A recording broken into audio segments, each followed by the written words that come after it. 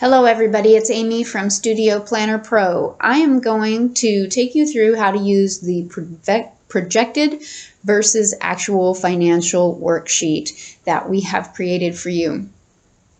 Now, this is not bookkeeping.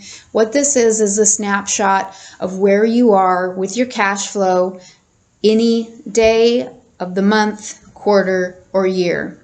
And it will help you hone that picture as you continue to use it. I've used this same worksheet for several years now. I sit down with it about twice a month and fill in the numbers that I already know for the month to see where I'm going to be at the end of the month. I prepare a new one at the beginning of each 6 months to get an idea of what my cash flow is going to look like as I go into the next term. So I've got a spot for each of my income streams in my studio. You can adjust this however you would like. You might have categories that you would like to add or things that are not relevant to you. But some that we've added are tuition and merchandise, recital fees, costume fees, recital merchandise, camps and classes, studio rental, snacks, other. I do like to break it down because I like to see what's coming in from each area so I can then compare that to the costs in each area and be analyzing the benefit of each of those streams. Then we've got expenses. You will want to sit down and really go through your expenses and know what they are. Sometimes we have little things it's easy to overlook, but then they catch us by surprise and cause a problem. So really go through your monthly bills and know what they are. Also know what the bigger bills are that come less frequently so you can set money aside for those. And we've got a category for that right here, save for the studio. So each month we're going to move money to a savings account to prepare to pay taxes, to prepare for the large recital expenses, to prepare for paying a guest teacher, whatever might be coming down the pike that we might not have monthly, we want to be ready for and not get into a situation where we have to end up racking up some debt or not being prepared to pay. We want to make sure that paying ourselves is high on our priority, and I've got that at the top of our list here as well. So go through, make sure that you are including what you're paying your staff, make sure that you're taking rent and all of your utilities into consideration, marketing. Make sure you're setting some money aside each month for some improvements and repairs, so those don't catch you off guard when it's time.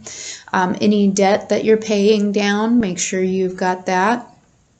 It might not be the same each month. Some months might have recital expenses while others don't, but there's a box there so that we can plan for those. So again, you can change these. Feel free to, insert anywhere that you need to. Maybe you've got, a rental unit that you've got your costumes in that you're paying for. Whatever needs to go in there, make sure that it reflects what you're doing. Now, if you're just getting started with this, if you're just getting started with your studio, you may really not have a good idea yet of what these numbers will be. And if you have maybe been struggling to get your cash flow under control, you might have a little bit of fuzziness there as well. But as you continue to use this, it will really bring it into focus and help you. And then as you go forward, making the next spreadsheet for the next quarter or the next year, you'll be more on target each time and know more what to expect and really feel some financial control and peace of mind there. So I'm going to take us over to the quarter 2 worksheet here where I've put in some numbers for you to show that each of these columns is set up to automatically do the math for you.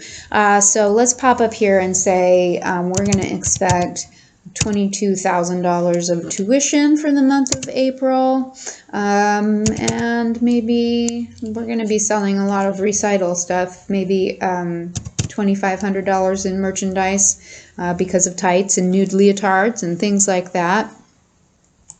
We've already collected our recital fees. There wouldn't be anything there. Costume fees actually would have been collected this month, and that may be with the deposit. So I don't know, maybe around $8,500. So as you fill in your numbers, you're going to see that it's adding up here in row 11.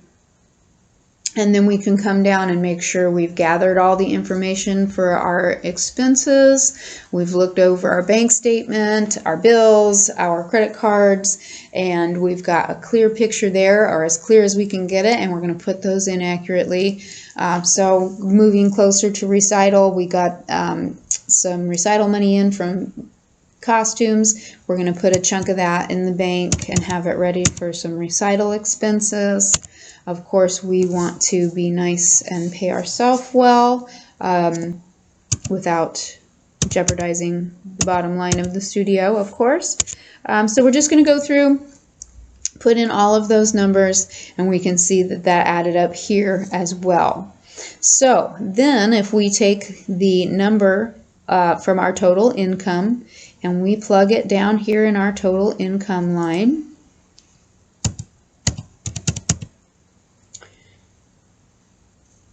and then we subtract our expenses from our total expenses. We're going to do that by entering a negative number. There's a couple different ways you can set this up, but this is, I think, pretty simple. So we're going to do minus 12,000 that we've got in our total expenses row, and hit enter, and then we can see what we're going to be either left over with, or if we have a deficit here in our bottom line.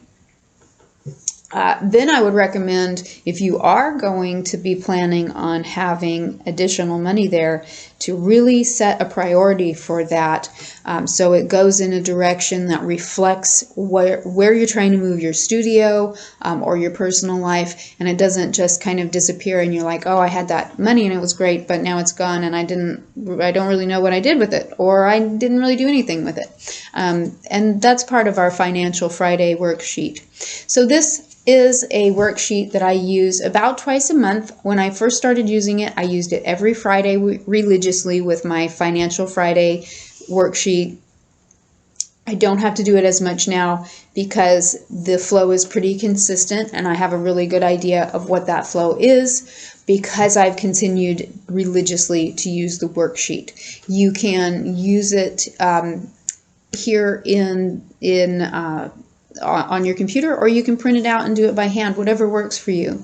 After you have set your projections as the month goes on and you're sitting down with your Financial Friday worksheet or your bank statement, you're entering what those numbers actually are, so you can compare the difference and you can kind of figure out where you were off, why you were off, what you might need to do to pull it to where you want to do. So anything that matters, we track, and anything we track, we can start to control. So I hope this helps you. I hope you use it. I would love to hear your feedback about it at studioplannerpro.com, and I hope you have a great day.